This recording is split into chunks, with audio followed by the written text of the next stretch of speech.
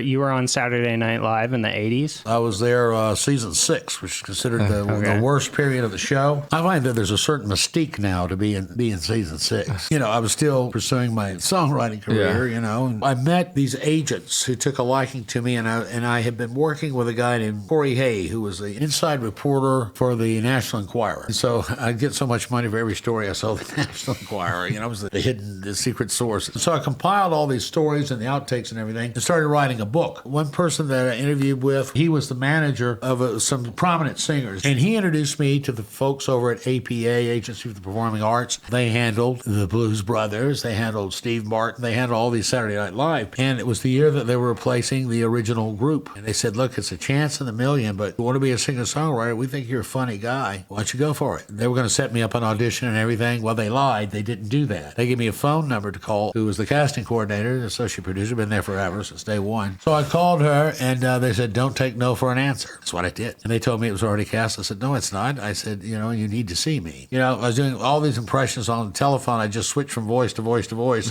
as I was talking to her. And finally she said, can you be here at 4:30 this afternoon? And I went down and took my guitar and opened with the Bob Dylan and Johnny Cash duet. It's like Johnny Cash and C. There's Bob Dylan and A. And I modulate in those voices. I was entertaining, and that sealed the deal, I think.